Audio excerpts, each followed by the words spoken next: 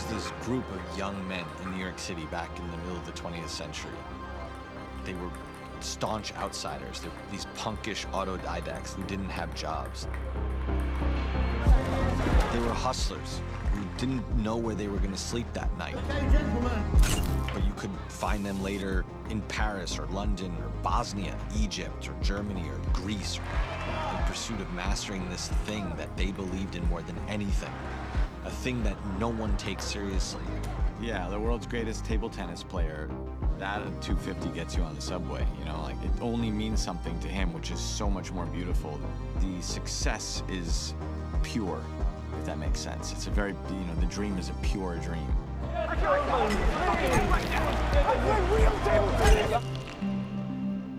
wanted to time travel back to the middle of the 20th century and zoom in on Marty Mauser, a nobody on the periphery of being somebody. I wanted to feel his dream. I wanted to feel his feverish desire to transcend and be the ultimate, supreme version of himself, and prove to the world, and really prove to himself that his purpose is a worthy one. Marty is an ambitious young man who wants to be recognized as the greatest table tennis player in the world. He might be the greatest table tennis player in the world, but also a petty criminal on the Lower East Side of Manhattan.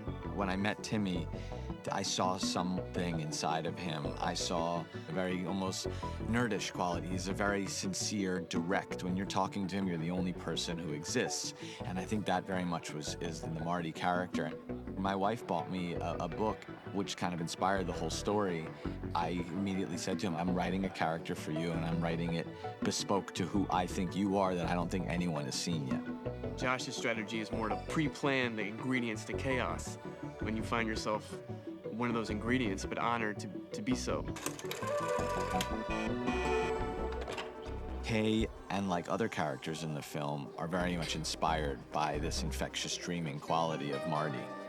That's how one does manifest something, by being absolutely, abjectly, recklessly sure that you're gonna get what you want. He's the one who, through his kind of naivete and his starry eyes, inspires her to go back to the stage. I think Marty shows that to Kay, and he's like, listen, don't forget about the dream. Every role I've been fortunate to do, I do a big deep dive.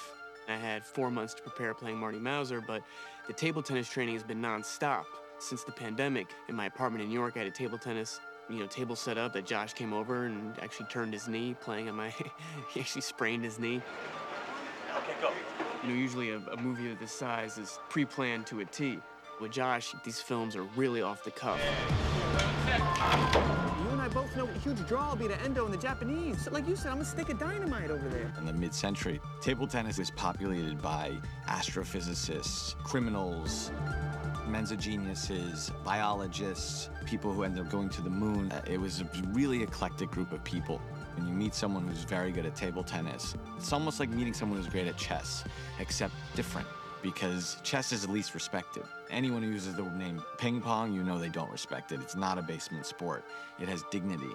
And one of the top-ranked British players that we have came for a camera test that we were doing, and he saw the period table, and he saw the period paddles. And he says, wow, it's dignifying the sport. And I said, what do you mean by that? He goes, it's saying it has a history.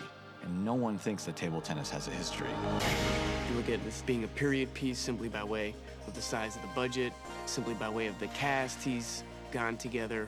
Gwyneth Paltrow and Tyler, the Creator, Kevin O'Leary, Abel Ferrara. This is a big cinematic swing. This role's very different for him from what I observe. I think it takes a lot of imagination and concentration. I don't know what the rules are of acting. I don't give a shit about them. I want to live the moment, and I do with him. I was in the middle of shooting camera tests, and I had Gwyneth on the stage, and so I said, bring Timmy here. And I just said to Timmy, circle her, understand Gwyneth Paltrow, the movie star. You're this young actor, and here she is, this big star. Just circle her. And you could really feel Timmy's, he was nervous. And I didn't say anything to her, and then she got what was going on, and she started circling him, and what was written as something simple in the script became quite moving.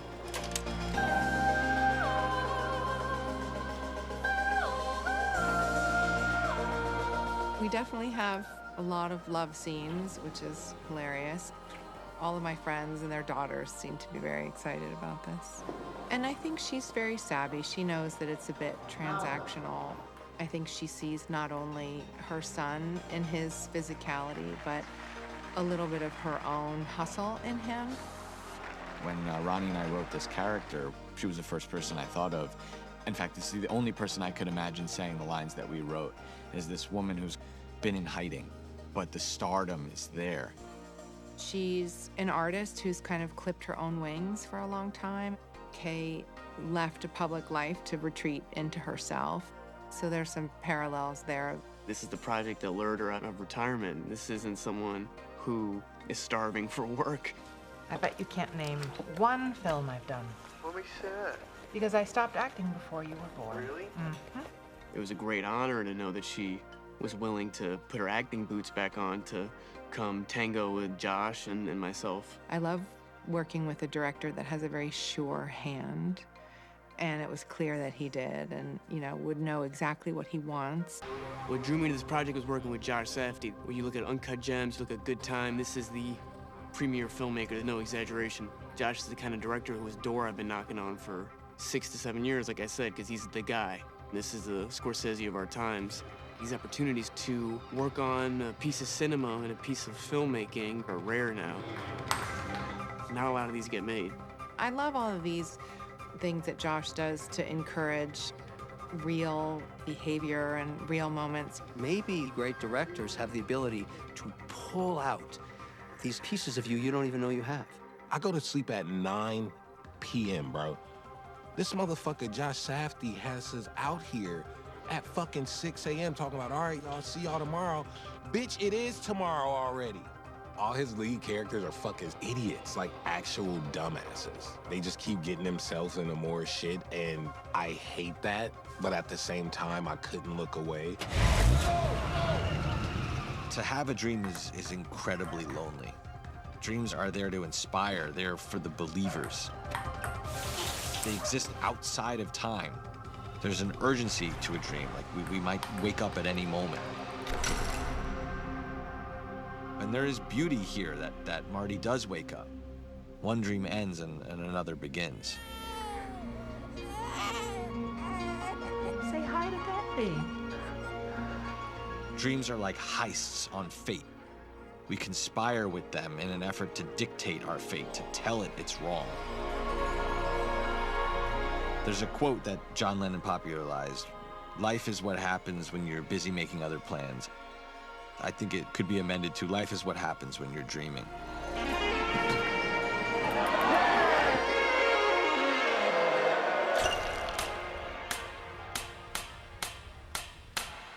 Thank you for clicking on our video, everybody. If you like what you saw here, please make sure you like the video and subscribe and share with your friends who like this sort of content. Joblo remains an independent company, and we appreciate all of your support.